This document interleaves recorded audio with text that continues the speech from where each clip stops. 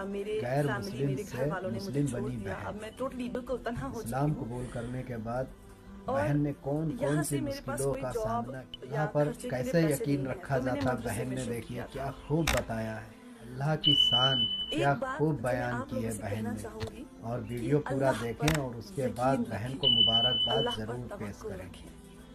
ماشاءاللہ میری بہن، اللہ آپ کو میرے فیملی، میرے گھر والوں نے مجھے چھوڑ دیا، اب میں ٹوٹلی بالکل تنہا ہو چکی ہوں، اور یہاں سے میرے پاس کوئی جاب یا خرچے کے لیے پیسے نہیں ہیں، تو میں نے مدرسے میں شفٹ کیا تھا۔ ایک بات جو میں آپ لوگوں سے کہنا چاہوں گی کہ اللہ پر یقین رکھیں، اللہ پر توکل رکھیں، بھروسہ رکھیں اس بات پر کہ جو بھی آپ کی زندگی میں ہو رہا ہے وہ صرف اور صرف ایک ہی ذات ہے جس کی مرضی اور جس کی حکومت ہے پوری کائنات پہ، ہر ذرے پہ انہی کی مرضی سے ہو رہا ہے۔ جب یہ یقین آپ میں پیدا ہو جائے گا تو جو سختیاں آپ کی زندگی میں آئیں گی نا، وہ سختی بھی اتنی سکون سے بیتے گی کہ اس میں بھی اپنا ہی مزہ، اپنی ہی خوشی ہوگی۔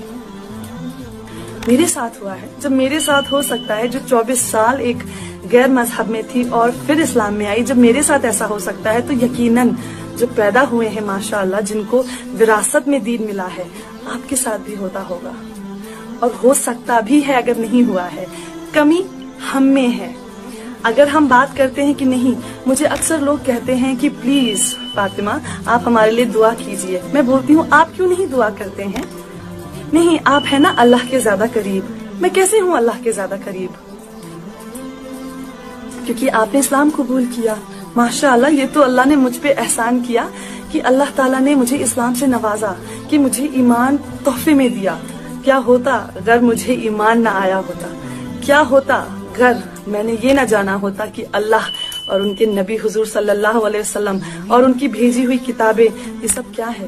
کیا ہوتا اگر میں نے یہ کبھی سمجھا ہی نہ ہوتا؟ آپ سبھی کو اللہ تعالیٰ، یا مجھے، آپ کو، ہم سب کو اللہ تعالیٰ بے پناہ محبت کرتے ہیں۔ کمی کہاں ہے؟ کمی ہم میں ہے۔ جو میرے ساتھ میں ہیں، آس پڑوس میں لوگ ہیں، میں دیکھتی ہوں ان میں سے کئی ہیں جو ہر روز تہجد میں اٹھتے ہیں ماشاءاللہ، کچھ ہیں جو اتنی قرآن کی تلاوت کرتے ہیں کہ پوچھے مت، کچھ ہیں جو دن رات صرف درود پڑھتے رہتے ہیں۔ تو جو ہم کرتے ہیں، ہم جو اچھے برے کام کرتے ہیں، ہم میں کمی ہے، ہم میں ڈفرنس آتا ہے، ہم میں اوپر نیچے ہے انسانوں میں۔ اللہ تعالیٰ تو ہم سب سے برابر کی محبت کرتا ہے۔ ہم اگر یہاں سے جائیں گے اللہ کی طرف، اللہ کیوں نہیں آئیں گے ہماری طرف؟ کیوں نہیں ہمیں قبول کریں گے؟ کمی ہم میں ہے۔ ہم دنیا میں ایسا الجھ چکے ہیں اس دنیا کو بنانے میں کہ ہمیں یاد ہی نہیں ہے کہ مر کر اٹھ کر ہمیں جواب دینا ہے۔ سب سے بڑا جھوٹ ہے یہ زندگی، سب سے بڑا جھوٹ ہے یہ دنیا، سب سے بڑا جھوٹ ہے یہ دھوکہ جو جیتے جی ہمارے ساتھ ہو رہا ہے، اور سب سے بڑا سچ ہے کہ موت ہمیں آنی ہے اور مر کر اٹھ کر اسے جواب دینا ہے جس نے اس کائنات کو بنایا، جس نے ہمیں بنایا۔ تو چلیے میری کہانی کی طرف۔ جیسا کہ میں آپ کو بتا رہی تھی کہ میرے پاس کام تو کچھ تھا نہیں، مدرسے میں رہنا شروع کیا تھا جہاں پہ غریب اور اناتھ لڑکیاں رہتی تھی۔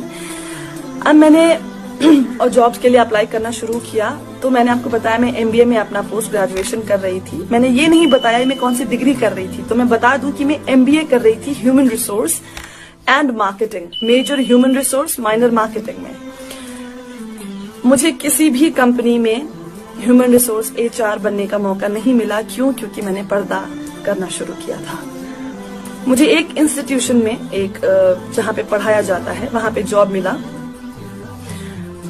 ماشاءاللہ سیلری بھی بہت اچھی تھی، اور کیونکہ میرا ڈیمانسٹریشن جو پہلے دن ہم دیتے ہیں انٹرویو کے دن، وہ بہت اچھا گیا تھا، تو اس لیے مجھے ترنت ہائر کر لیا گیا۔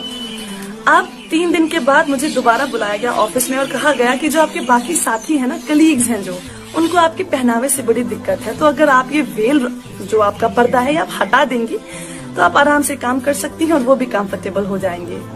تو لیکن میں نے انہیں سیدھے کہا معاف کیجیے گا، یہ میری زندگی کا اہم حصہ ہے اور چند پیسوں کے لیے میں اسے نہیں ہٹاؤں گی۔ انہوں نے مجھے اسی وقت کام سے نکال دیا۔ میں نکلی وہاں سے، یقین مانیے میں نے اتنا رویا ہے इसलिए नहीं कि मुझे अल्लाह पे यकीन नहीं था, मैं सोच रही थी कितना बेबस है ये इंसान जिनको अल्लाह पे यकीन नहीं, कितना बेबस है ये इंसान जिन्होंने अल्लाह को जाना नहीं। क्या है ये इंस्टीट्यूट? अल्लाह ताला एक ज़लज़ला अगर लाए, क्या रह जाएगा इस दुनिया में? अगर वो कयामत का सूर फूका जाए, क्या रह जाएगा इस दुनिया में? ये बड़ी बड़ी प्रॉपर्टीज, ये बड़ी बड़ी बिल्डिंग्स, बड़े बड़े बिजनेस, कुछ रह जाएगा? क्यों नहीं समझते हैं लोग, क्यों नहीं जानते हैं लोग कि अल्लाह एक अकेला वाहिद सच है जिसे हमें जवाब देना है।